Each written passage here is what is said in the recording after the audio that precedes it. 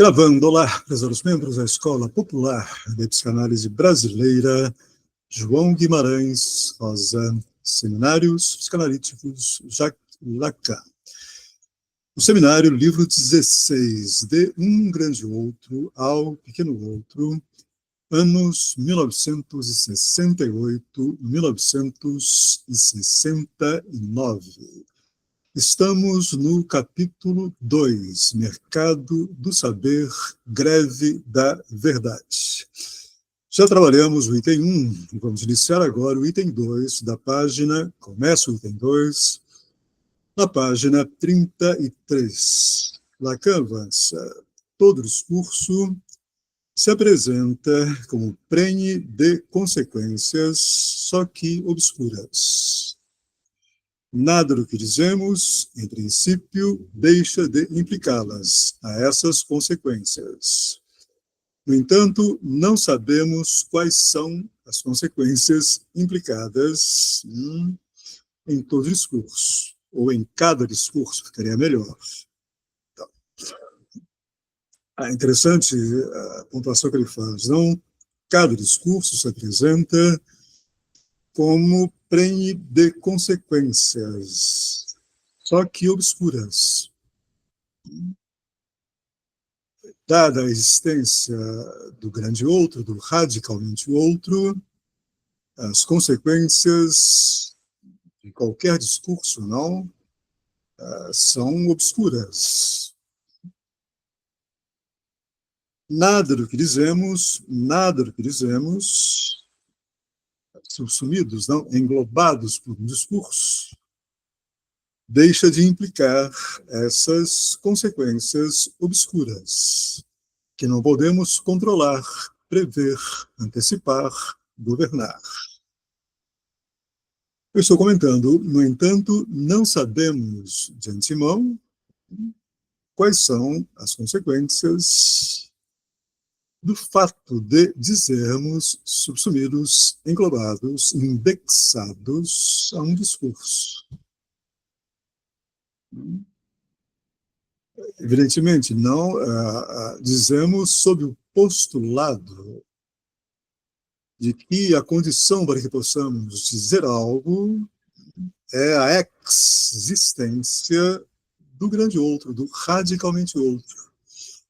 Aquilo que Freud não chamou inapropriadamente de inconsciente. Segundo parágrafo do item 2. É no nível da linguagem que retomarei as coisas, para demarcar bem os limites do nosso campo. Então, observamos na linguagem uma sintaxe tal que é encarnada por um grande número de línguas, as quais, por falta de audácia, chamamos de línguas positivas. Uma vez que acabo de lhes fazer, a propósito da natureza, um comentário que não lhes deve ter parecido, creio, sem pertinência, por que nos incomodarmos e não as chamarmos, as línguas positivas, de línguas naturais? Com isso, veremos melhor o que concerne à linguística, o que permite situá-la, a linguística, no discurso da ciência, no discurso científico. Então não, Lacan, para demarcar bem os limites do nosso campo, ele está retomando a questão da linguagem. Observamos na linguagem uma sintaxe, tal que é encarnada por um grande número de línguas, uma gramática, não? Tal como é encarnada por um grande número de línguas, chamadas línguas positivas, que Lacan prefere chamá-las de línguas naturais. Naturalmente que línguas por línguas naturais não devemos entender línguas inscritas na natureza, ou naquilo que nós chamamos de natureza. Línguas naturais são as línguas concretamente faladas. É apenas nesse sentido. Então, uma vez que acabo de lhes fazer, a propósito da natureza, um comentário que não lhes deve ter parecido, creio, sem pertinência, por que nos incomodarmos e não as chamamos as línguas positivas de línguas naturais? Com isso, veremos melhor o que concerne à linguística e o que permite situar a linguística no discurso científico. Seja qual for a primazia que concedamos à linguagem, seja qual for o primado estrutural que concedamos à linguagem, pelo fato de a esquecermos como realidade natural, todo discurso científico sobre a língua se apresenta por uma redução de seu material. Todo discurso científico sobre a língua, as línguas naturais, concretamente faladas pelos povos, se apresenta por uma redução de seu material. Com isso, valorizamos um funcionamento em que se apreendem consequências. Eu diria mais, em que se apreende a própria ideia de consequência, com suas variedades, a do necessário ou a do contingente. Por exemplo, vamos avançar. Ao reduzir o material, portanto, o discurso científico não efetua-se uma clivagem discursiva, uma clivagem, uma divisão. É isso que confere todo valor ao que afirmo de saída, ou seja, que não existe metalinguagem, não existe linguagem sobre a linguagem, o que é verdadeiro no campo da linguagem natural, ou das línguas naturais. Evidentemente, comentário meu, não há metalinguagem. Significa dizer, não há uma linguagem capaz de comentar, não comentar a estrutura da própria linguagem. Por que ela não pode fazer isso?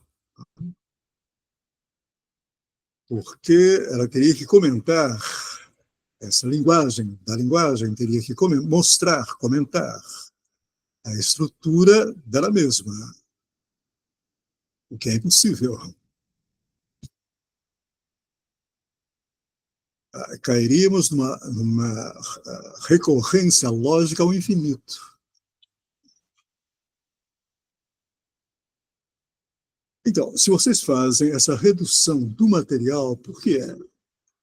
Acabo de lhes dizer, é para valorizar um funcionamento em que se apreendem consequências. Lacan está atento para isso, para as consequências, em última instância, do fato de falarmos. Repito, falarmos indexados, pautados, subsumidos, englobados, sobredeterminados pelo outro, grande outro. A partir do momento em que captam essas consequências, vocês as articulam uma coisa que tem todo o direito de considerar como uma metalinguagem, exceto menos pelo fato de que esse meta só pode gerar confusão. Esse metalinguagem significa sobre, além de. É por isso que eu preferiria contentar-me em dizer, destacar no discurso, que convém chamar pelo nome a lógica, é sempre condicionada por uma redução do material, e por nada mais.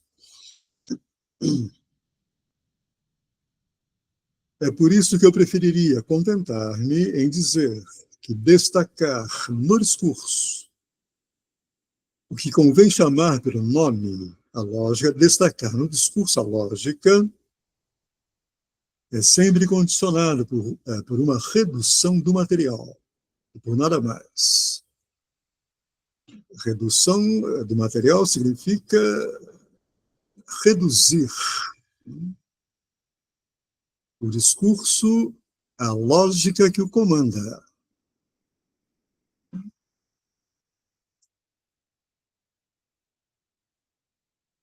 Sem dar maiores indicações, ilustrarei isso para vocês. Redução do material quer dizer que a lógica começa na data precisa da história em que alguns elementos da linguagem, tidos como funcionando em sua sintaxe natural, são substituídos por uma simples letra por alguém que entende do riscado. Cronológico. Sem dar maiores indicações, ilustrarei isso para vocês, essa redução do material. A lógica que comanda o discurso. Redução do material quer dizer que a lógica começa na data precisa da história em que alguns elementos da linguagem, tidos como funcionando em sua sintaxe natural, alguns elementos da linguagem são substituídos por uma simples letra por alguém que entende do riscado, por um lógico. E isso inaugura a lógica. Redução do material, portanto, linguístico, atenção, a letras. Lacan aqui está preparando, atenção para isso, ele está, todo o seminário 16 é essa preparação, ele está preparando a formalização discursiva do campo propriamente discursivo. Ele está preparando, ele está indo passo a passo. Esse momento é importante, não? Quando ele diz a redução do material linguístico. Redução lógica, ou melhor, redução a uma lógica do material linguístico.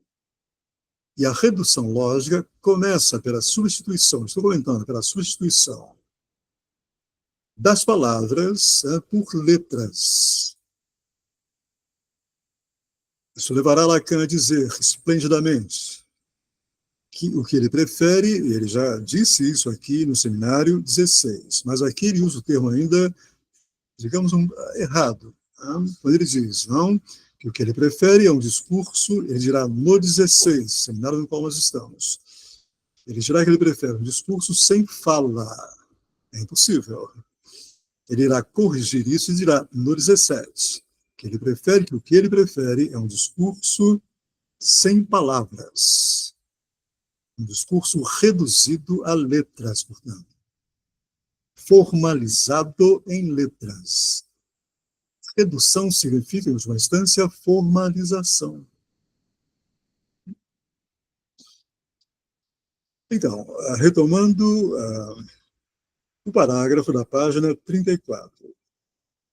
Então, não, essa redução inaugura a lógica. É a partir do momento em que vocês introduzem um A e um B, é a partir do momento que vocês introduzem um A, uma letra A, e um B, uma letra B, no se isto, logo aquilo, que a lógica começa.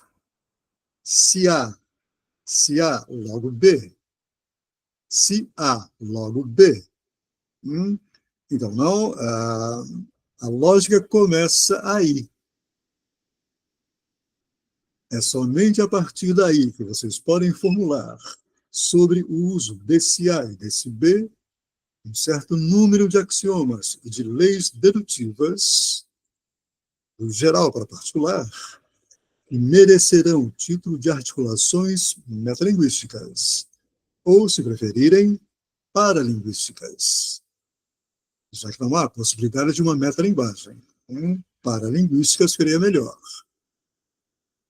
Aí está a redução do material a uma lógica constituída por letras, letras essas articuladas, que permitem o estabelecimento de axiomas e de leis dedutivas.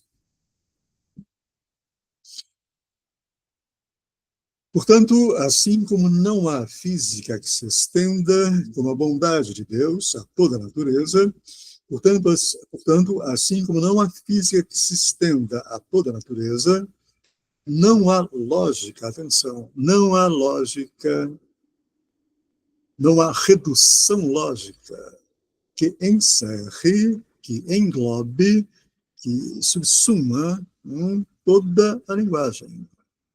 Isso é importante.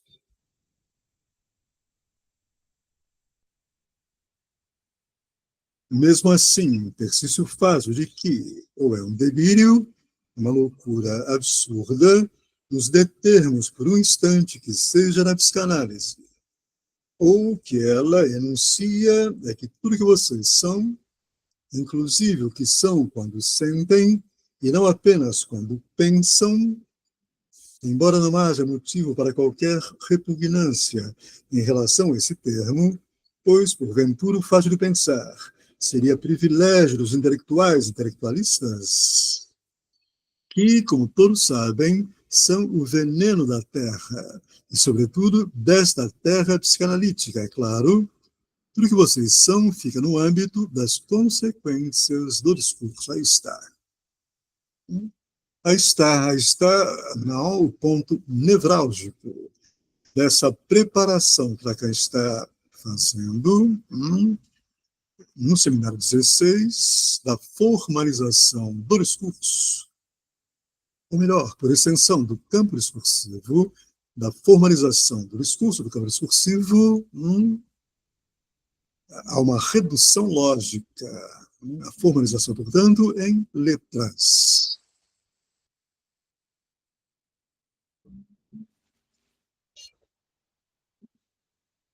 Esse parágrafo é importante, que conclui a página 34. Vou retomar. Mesmo assim, não há lógica que encerre toda a linguagem.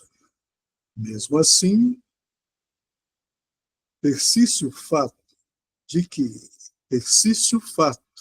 que ou é um delírio, uma loucura absurda, nos determos por um instante que seja na psicanálise, ou que a denuncia é que tudo que vocês são, inclusive o que são quando sentem e não apenas quando pensam.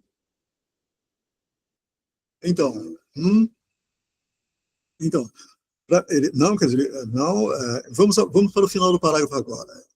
Tudo que vocês são fica no âmbito, tudo que vocês são, sentem, pensam, desejam, etc. Tudo que vocês são, vocês falantes, atenção, fica no âmbito, no campo, se quiserem, um termo mais fraco, no contexto das consequências do discurso. Aí está.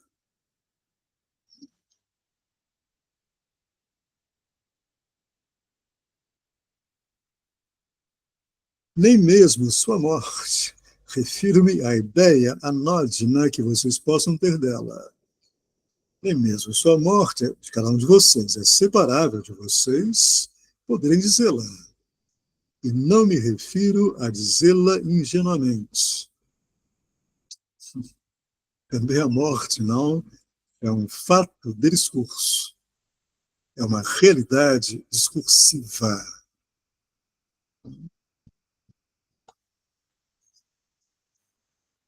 Até a ideia que vocês fazem de sua morte, e que chamei de anódina, porque, na verdade, não tem grande peso para vocês.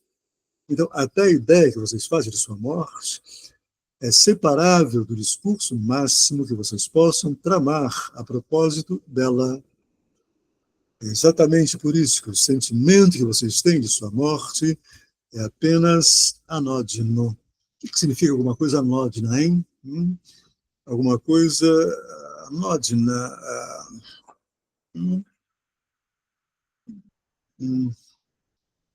Anódina, alguma coisa. How can I say? Alguma coisa sem importância, sem. Sem importância, eu botei aqui sem importância, que não marca. Não? Indiferente, alguma coisa indiferente. Ou insignificante. Sim. Então, Lacan avança, página 35. Ingenuamente, a sua morte, vocês nem sequer podem começar a dizê-la. De modo algum, aludo aqui ao fato de que os primitivos seriam ingênuos, e de que é por essa razão que falam dela de maneira tão engraçada. O fato de a morte entre eles ser sempre um truque, um envenenamento, um feitiço, um negócio que não vai a lugar nenhum, em suma, um acidente, não prova, em absoluto, que eles falem dela com ingenuidade. Vocês acham que isso é ingênuo? Muito pelo contrário. E é justamente por isso que também eles se submetem a essa lei, a saber, a de que o sentimento que têm eles de sua morte não é separável do que eles podem dizer sobre ela. E aí está algo que seria preciso demonstrar.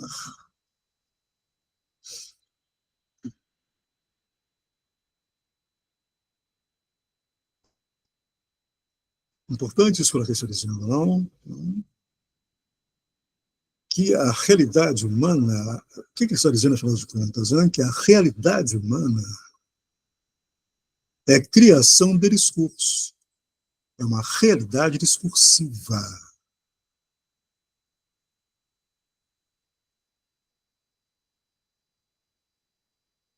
Não é que haja a realidade e o discurso sobre ela, não. A realidade é o discurso, em última instância, para nós. Para nós, falantes.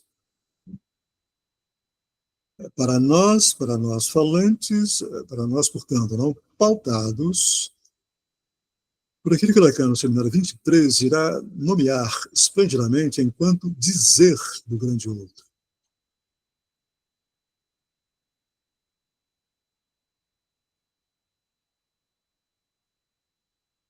Avancemos. Uma pessoa, dentre as que poderiam instruir-se um pouco aqui e se livrar de suas incoerências, saiu agora há pouco, sem dúvida por achar que estou dizendo banalidades.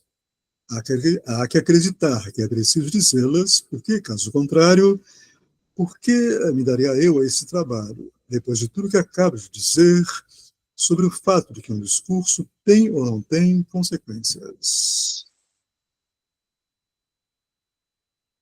Meu discurso, em todo caso, tem como consequência essa saída que é sinalética.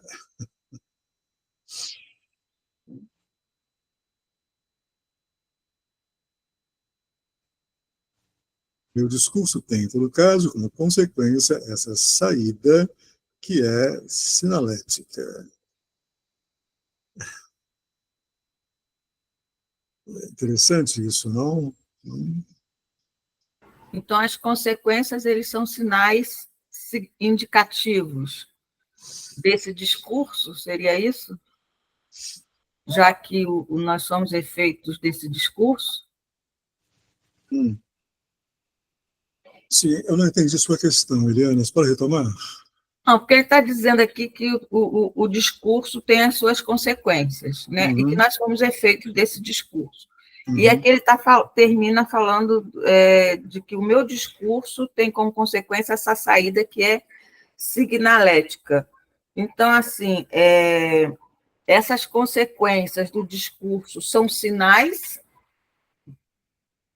Não, das... não, não, não, não. No caso aqui desse parágrafo, é interessante porque ele toma um exemplo, né, de uma pessoa que estava assistindo ao seminário naquele momento e sai da sala, né? Ele faz um comentário. Uma pessoa, dentre as que poderiam instruir-se um pouco aqui, ouvindo Lacan, e se livrar de suas incoerências, saiu agora há pouco, sem dúvida por achar que estou dizendo banalidades. E ele conclui, meu discurso tem em todo caso, tem como consequência essa saída. Não? O discurso do Lacan produziu a saída da pessoa que estava lá assistindo ao seminário. Não, naturalmente, quer dizer, ele lamenta a saída da pessoa, mas ele não poderia antecipá-la.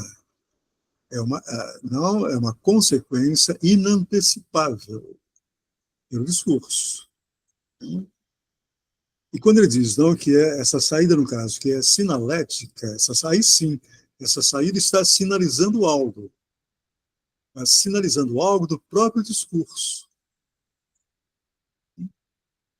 Que as consequências, o que é esse algo, não, do próprio discurso? Que as consequências dele não são antecipadas, são obscuras, como já marcou antes.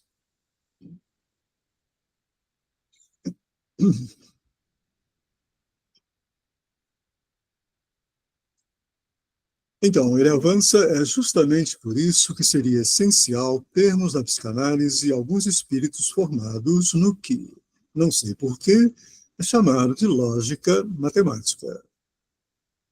Esse nome denota uma velha confusão, como se existisse outra lógica.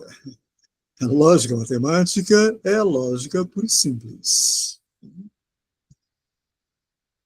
Por que não que a lógica matemática é a lógica pura e simples? Não é? Porque a lógica matemática ela é a redução, não? Ele vem marcando isso, né? Ela é, por excelência, a redução do material linguístico. Constata-se que ela interessou a matemática, o que a distingue da lógica aristotélica, que obviamente não interessou muito a matemática. Para a lógica, certamente é um progresso interessar a matemática, sim. Para a lógica matemática, para chamar as coisas por seu nome, essa lógica matemática é absolutamente essencial à sua existência no real. Saibam vocês disso ou não. Quando ele diz, para chamar as coisas por seu nome, essa lógica matemática, que é, estou comentando, que é a redução por excelência, tá, do material, redução a letras. Então, essa lógica é absolutamente essencial à sua existência no real, significa a sua existência na estrutura. Estão lembrados, ele já marcou antes, não, que a estrutura é o real. Saibam vocês disso ou não. Não é o real enquanto realidade, evidentemente. O real analítico, o real como impossível, lógico.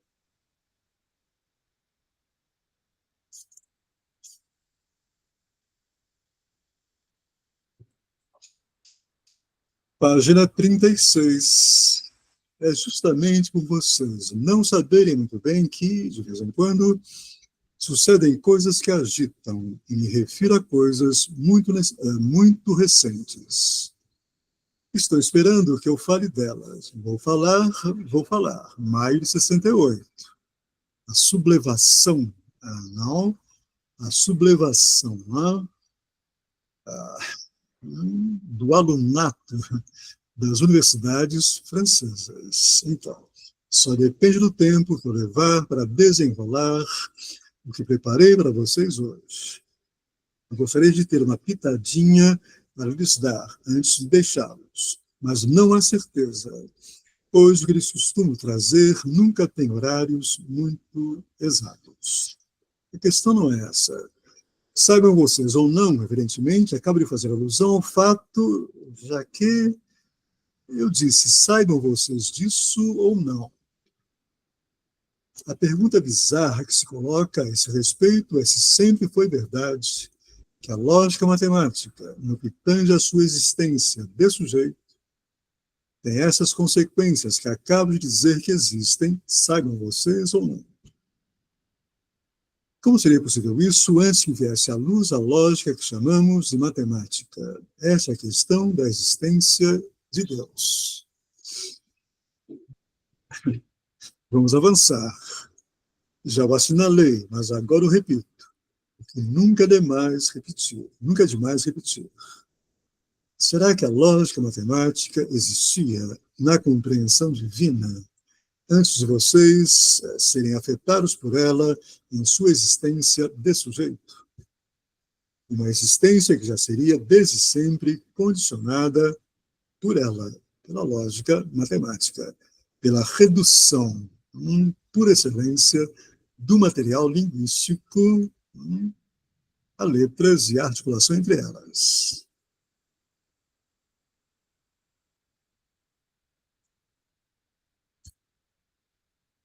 Esse problema tem grande importância porque é aí que surte efeito. O avanço que consiste em perceber que um discurso tem consequências. Foi preciso que já houvesse alguma coisa atinente aos efeitos do discurso para que nascesse o discurso da lógica matemática. De qualquer modo, mesmo que já possamos identificar numa existência de sujeito algo que possamos ligar retroativamente a um efeito do discurso da lógica nessa existência, fica claro que deve ser firmemente sustentado que não se trata das mesmas consequências que as manifestadas desde que foi proferido o discurso da lógica matemática.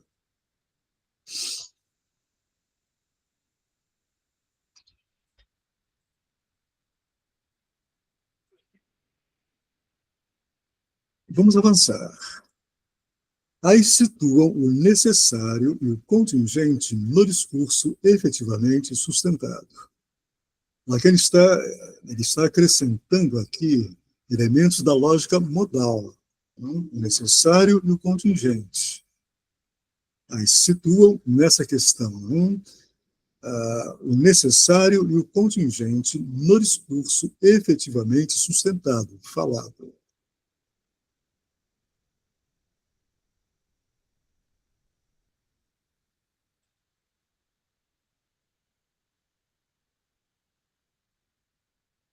É por essa razão que não vejo bem em que a referência estrutural desconheceria a dimensão da história.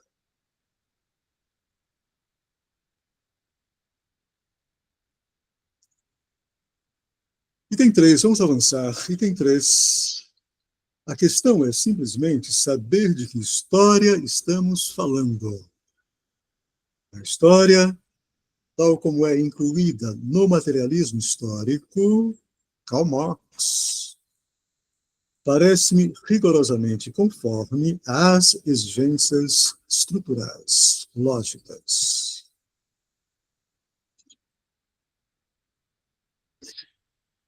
Existia a mais-valia antes que o trabalho abstrato, refiro-me àquele do qual se deduz essa abstração como média social, resultasse de algo que chamaremos de absolutização do mercado? Não garanto a exatidão da primeira palavra, mas quero proferir uma palavra que surta efeito.